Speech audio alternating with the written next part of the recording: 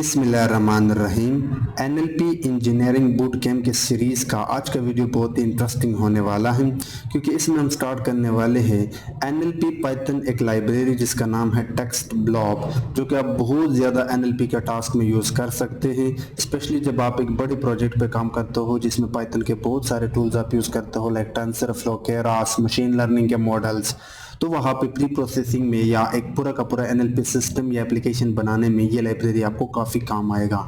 तो हम इस सीरीज में देखेंगे कि किस तरह आप टेक्स्ट ब्लॉब लाइब्रेरी के बेसिक को कवर कर सकते हो, लाइक इनके क्लासेस एंड फंक्शंस जिनकी मदद से आप एनएलपी में बहुत सारे काम कर सकते हो, like part of speech tagging, noun phrases extraction, किसी सेंटेंस से आप किस तरह नाउन निकाल सकते हो, सेंटिमेंट एनालिसिस वो भी अनलेबल्ड डेटा के ऊपर। प्री प्रोसेसिंग के अंदर मैंने आपको बताया था कि क्लीन करते वक्त आप टोकनाइजेशन करते हो, तो ये भी आप टेक्स्ट ब्लॉब से कर सकते हो। वर्ड्स इन्फ्लेक्शन या लेमेटाइजेशन, यानी आप किसी वर्ड को उसके रूट या बेस फॉर्म में लाने के लिए भी even you can use NLT के लाइब्रेरी। ये सारे फंक्शनैलिटी आपको एनएलटी के भी प्रोवाइड करता है, बट टेक्स्ट ब्लॉब की मदद से भी आप कर सकते हो, like word net integration, spelling correction, parsing and n-gram analysis. So this is the list of basic tutorials of text blob. ये हम सारे के सारे आज के वीडियो में कवर करने वाले हैं। फिर हम नेक्स्ट वीडियो से एंड टू एंड प्रोजेक्ट पे काम स्टार्ट करेंगे, यानी एंड टू एंड एप्लीकेशन होंगे, like customer review, sentiment analysis, एक लैंग्वेज से दूसरे लैंग्वेज में translation, spell checker, keyword extraction, text summarisation, formality checker. So we have end to end 15 project जो हम इस सीरीज में कवर करने वाले हैं, only using this library. We will be using only this library, not other tool. Okay, तो चल start करते हैं। सबसे पहले काम ये करना है आपने कि आप इंस्टॉल कर दे टेक्स्ट ब्लॉब को, and with this line of code you have to install all the data sets internally जो इस लाइब्रेरी को चाहिए। ठीक है, उसके बाद आप इंपोर्ट कर दे text blob from text blob. अब ये जो टेक्स्ट ब्लॉब है ये क्लास है जिसके अंदर आप अपना टेक्स्ट पास करते हो। नॉर्मली आपके केस में बहुत सारे टेक्स्ट होते हैं, सो आप वन बाय वन पास करके इसको दे सकते हो, बट अभी के लिए मैंने ये टेक्स्ट लिया है और इसको विकी नाम वेरिएबल में स्टोर किया। अब सबसे पहला ऑपरेशन मैंने परफॉर्म करना है पार्ट्स ऑफ स्पीच टैगिंग। मैं देखना चाहता हूं कि इस सेंटेंस के अंदर जो ग्रामेटिकल रूल्स है इंग्लिश के अंदर, like noun, pronoun, verb, adjective, बहुत सारे एट जो पार्ट्स ऑफ स्पीच अगर आपने पढ़े हैं, एट डिटर्मिनर है जिसके अंदर प्रेपोजिशन है, एडवर्ब है, वो सारे देखना चाहता हूँ। सो जैसे मैंने विकी जिसके अंदर मेरा ये पूरा का पूरा टेक्स्ट स्टोर हुआ है, उसके अंदर आपको कॉल करना पड़ता है टैग्स मेथड को। सो पाइथन एक नाउन है, और जाहिर सी बात है नाउन किसी जगह का नाम, किसी चीज का नाम या किसी पर्सन का नाम। पाइथन एक चीज है, हालांकि ये टूल है और टूल एक चीज है, तो ये एक नाउन है और ये भी पर्सनल नाउन। यहाँ पे मैंने ये एक्सप्लेन किया है। सो एनएनपी का मतलब है proper noun, sorry it's proper noun. ठीक है, और ये सिंगुलर भी है। वीबीजेड का मतलब है, ये थोड़ी देर बाद हम देखेंगे। इज एक हेल्पिंग वर्ब है इंग्लिश ग्रामर के अकॉर्डिंग। सो यहाँ पे इज क्या है, ये एक वर्ब है, और ये अगर आपने first person, second person, third person English language के अंदर पढ़ा है, ग्रामर के अंदर पढ़ा है, तो ये थर्ड पर्सन को रिप्रेजेंट करता है, लाइक ही, शी, इट या कोई भी सिंगुलर, राइट।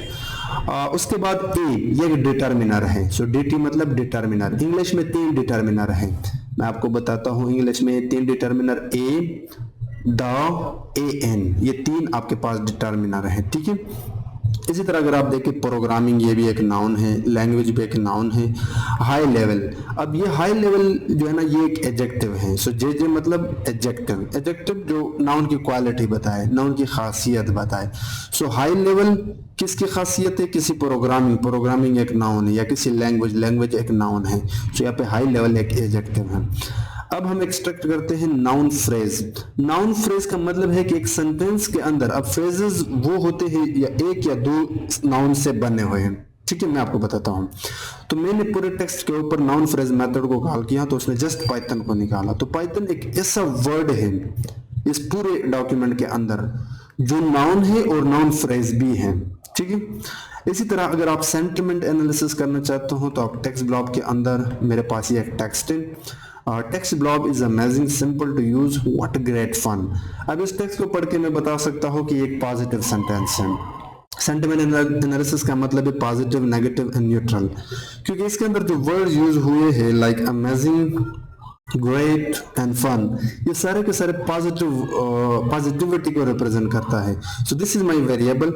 अब आप करते क्या हूं, इस वेरिएबल पे कॉल करते हो सेंटिमेंट फंक्शन को, जो आपको टेक्स्ट ब्लॉब लाइब्रेरी प्रोवाइड करता है।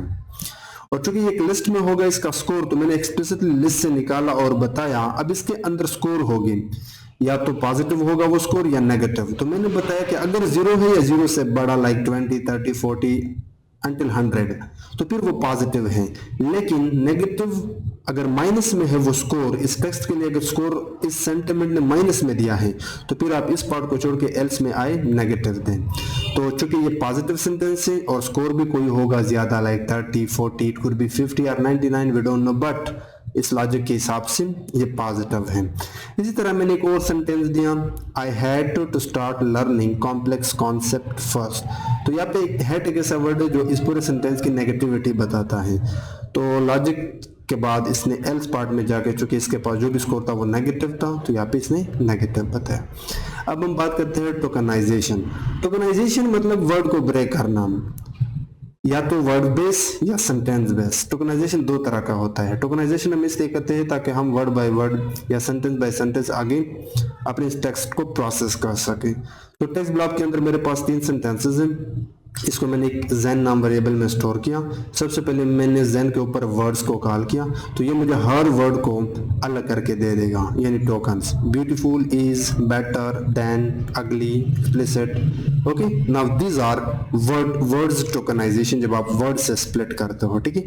लेकिन अगर आप सेंटेंस से स्प्लिट करते हो तो वो डॉट के बेस पे स्प्लिट करता है।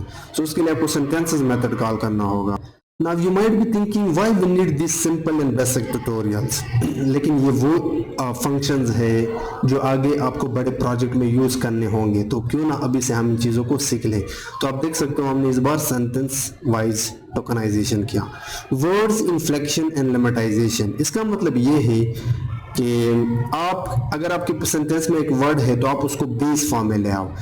किसी वर्ड अगर थर्ड फॉर्म में है, फोर्थ फॉर्म में है, या किसी और फॉर्म में है, लाइक हमारे पास love, loving, love root form में, लविंग फोर्थ फॉर्म है, या लवर या लव्स प्लूरल फॉर्म है, तो हम चाहते हैं कि जितने भी वर्ड्स हैं हमारे डेटा या टेक्स्ट के अंदर, उसको फर्स्ट फॉर्म में लाए। ये भी प्री प्रोसेसिंग स्टेप है, यानी रूट या बेस फॉर्म में लाएं, उसे कहते हैं वर्ड्स, इन्फ्लेक्शन या लेमेटाइजेशन।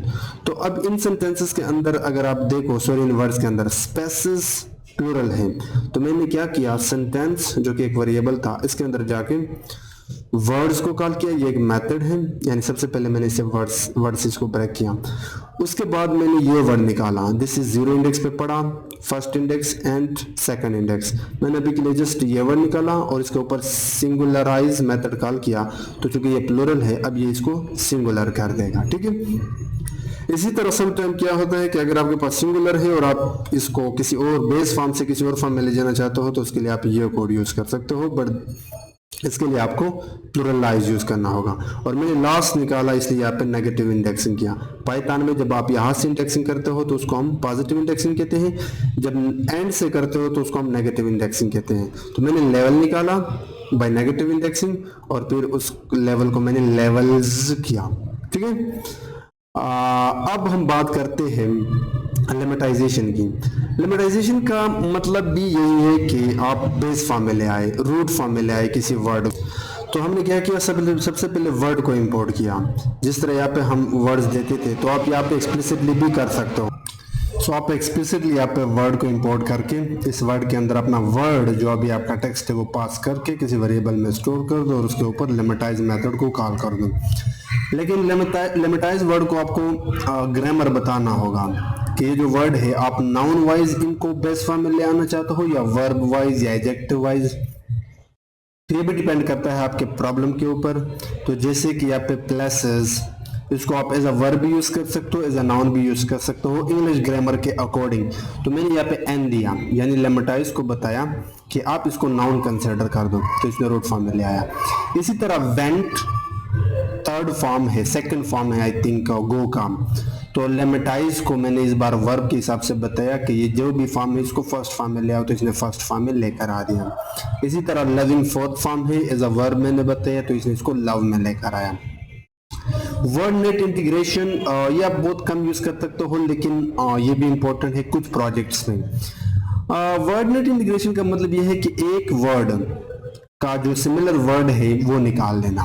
तो उसके लिए आप यूज कर सकते हो सिंसेट्स, सिनोनिमस। इंग्लिश में सिनोनिमस का मतलब है जैसे कि जोए, जोए का मतलब है खुश, खुशी। हैप्पी, हैप्पी का मतलब है खुशी। तो जोए एंड हैप्पी सिनोनिमस है, सिमिलर वर्ड है। सो यू कैन सी यहाँ पे प्लसेस के लिए सिमिलर वर्ड्स है। प्लस ये इसकी नाउन बता रहा है कि एक नाउन है, ये उसकी कोई आईडी है, ठीक है। इसी तरह प्लेस को अगर आप इंग्लिश ग्रामर के हिसाब से कोई और मीनिंग के लिए यूज करें तो प्लेस का मतलब है स्टैंड। अगर मैं आपको कह दूं कि इसको एक प्लेस पे रख दो तो इसका मतलब है आप इसको सक्कन कर दो। तो यहाँ पे भी इसका मतलब है प्लेस होम को भी कह सकते हैं, प्लेस पोजीशन को भी कह सकते हैं, प्लेस सिट को भी कह सकते हैं, प्लाजा के लिए भी आप प्लस को यूज कर सकते हो। सो यहाँ पे आप इस संसद से इसके सिमिलर या सिनोनिम्स वर्ड्स को निकाल सकते हो। इसी तरह हैक के लिए हमने किया, तो आप देख सकते हो इसने मोस्टली हैक ही निकाला है, और यहाँ पे कोई चॉप भी निकाला है। अब मुझे नहीं पता चॉप का क्या मतलब है, बट यहाँ पे हाँ आप गेट सनसेट्स के अंदर POS पास कर सकते हो वर्ब, और ये वर्ब हमने यहाँ पे इंपोर्ट किया था, ठीक है। इसी तरह अगर आपने किसी वर्ड की डेफिनेशन देखनी है तो आप डेफिनेशन मेथड को कॉल करके निकाल सकते हैं। सो आप देख सकते हो यहाँ पे a point located with respect to surface features of some region या any area set aside for a particular purpose. So आप देख सकते हो यहाँ पे बहुत सारे डेफिनेशन इसने दिए हैं जो मोस्टली करेक्ट है। अब हम बात करते हैं स्पेलिंग करेक्शन एंड चेकिंग। यहाँ पे दो पार्ट है, या तो इसको करेक्ट कर दो या स्पेल को चेक कर दो। तो टेक्स्ट ब्लॉक के अंदर मैंने पास किया है आई हैव गुड स्पेलिंग, तो यहाँ पे हैव एंड स्पेलिंग की करेक्शन हमने करनी होगी। तो आप जस्ट करेक्ट मेथड को कॉल कर दो, you can see I have a good spelling, इसने करेक्ट कर दिया। वन थिंग, ये 80% काम कर सकता है, ये मोस्टली एक्यूरेट नहीं है क्योंकि ये ग्रामेटिकल वाइज चीजों को करेक्ट कर सकता है, लेकिन अगर आपके पास एक ऐसा वर्ड है जो इसके पास पहले से है ही नहीं तो वो उसको करेक्ट नहीं कर सकता। इसी तरह लवरी को देखो। अच्छा, चेक के लिए आप स्पेल चेक यूज कर सकते हो। ये मोबाइल के अंदर जब आप टाइप करते हो तो वो आपको ऑटो सजेशन देता है, तो इस मेथड से आप ऑटो सजेस्ट सिस्टम बना सकते हो। आगे हम प्रोजेक्ट में देखेंगे। देखना, लवरी के लिए इसने हमें दिया है लवली, जो कि most near auto suggest word है। Lover, lovers, lovery, livery. इसी तरह नायका, नायका एक स्पेलिंग मिस्टेक है, तो स्पेल चेक ने इसको नाइस किया, नाइना किया, निक किया। सो मोस्ट सिमिलर वर्ड इसने यहाँ पे सजेस्ट करके दिया। Now let's talk about parsing. Parsing का मतलब ये है कि आप टेक्स्ट से स्पेसिफिक कीवर्ड्स निकाला या इंफॉर्मेशन निकालना उस टेक्स्ट के अंदर जाके on the basis of some POS tags या पार्ट्स ऑफ स्पीच टैग्स।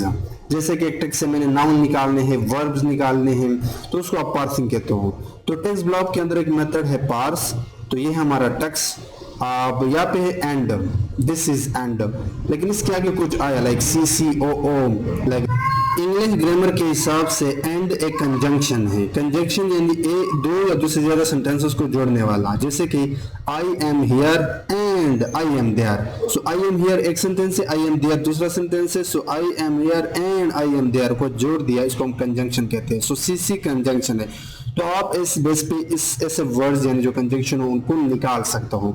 इसी तरह नाउन, तो ये भी कोई यहाँ पे रिप्रेजेंट करता है इंग्लिश ग्रामर की, लाइक एडवर्ब भी हो सकता है। फॉर एक प्रपोजिशन है, समथिंग कोई प्रपोजिशन की टाइप है। आई थिंक एडजेक्टिव भी ये हो सकता है क्योंकि इंग्लिश ग्रामर के हिसाब से हर वर्ड के बहुत सारे वो हो सकते हैं। डिफरेंट एक एडजेक्टिव है, यू कैन क्लियरली सी जे एडजेक्टिव को रिप्रेजेंट करता है। Now let's talk about the last part n gram analysis. Gram हमारे पास दो तरह का है, सिंगल वर्ड के साथ काम करना, एक साथ दो वर्ड के साथ काम करना, या एक साथ तीन वर्ड के साथ काम करना। सो एक के साथ ग्राम, दो के साथ बाईग्राम, तीन के साथ ट्राईग्राम। तो वो आपको n ग्राम्स मेथड से कर सकते हो। इसके अंदर एक पैरामीटर है, वो आप पास कर सकते हो। सो ये नॉर्मली जब आप डेटा को डीप लर्निंग मॉडल के लिए, किसी न्यूरल नेटवर्क के लिए तैयार करते हो, तो वहां पे आप लेयर्स बनाते हो। इनपुट लेयर्स के लिए आप जो टेक्स्ट है उसके वर्ड्स निकालते हो, तो वहां पे आपके पास ग्राम, बाईग्राम, ट्राईग्राम एनालिसिस होता है। सो अगर आप एक साथ तीन वर्ड पास करते हो एनालिसिस के लिए या एक साथ दो वर्ड्स, तो आप देख सकते हो हमने एक साथ तीन वर्ड, नाव इज बेटर, ठीक है। उसके बाद again 3 word, is better then, so is better then. उसके बाद again better than never, better than never. तो ये 3 यानी ट्राइग्राम एनालिसिस में एक सिंगल वर्ड होगा और दो word, now is better, better than and then never. So यहाँ ये कुछ बेसिक फंक्शनैलिटी थे टेक्स्ट ब्लॉक की, जो कि मैंने मोटी मोटी बातें बता दी है। अब नेक्स्ट वीडियो से हम इसके एंड टू एंड प्रोजेक्ट पे काम करेंगे।